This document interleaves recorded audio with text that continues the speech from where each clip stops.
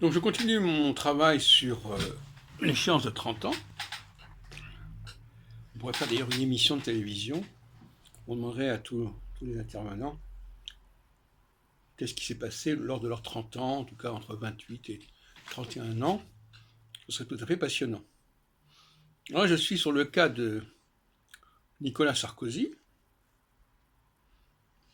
et qui est né en 1955. Donc faites le calcul, 30 ans après, c'est 85. Mais je répète encore une fois, Saturne, c'est pas 30 ans exactement, ça peut être 28, 29 ans. Et on voit que quand il accède à la mairie de Neuilly-sur-Seine, je connais moins bien Neuilly-sur-Seine parce que j'ai passé des années au lycée Pasteur.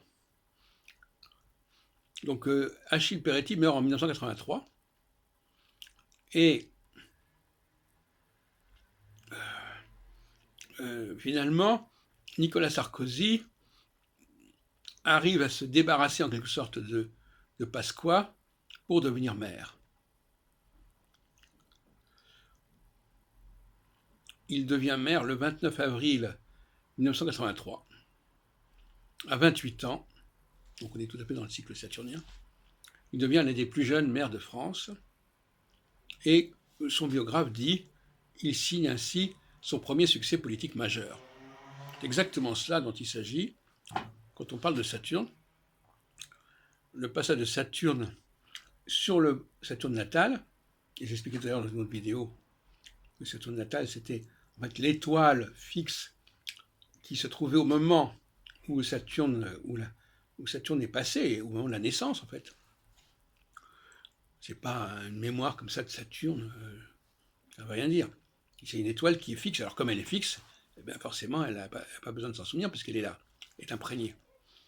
Voilà. Donc, alors je ne suis pas allé plus loin. En 2015, Sarkozy a eu 60 ans.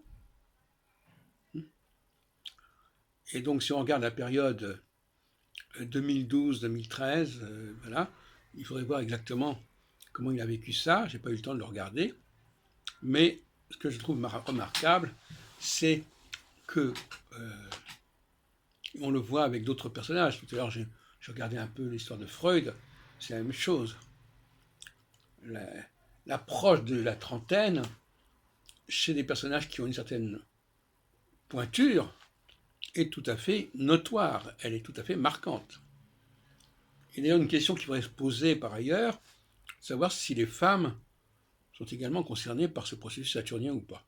Vous savez que je me pose des questions sur la différence entre les hommes et les femmes. Ça peut être un critère non négligeable.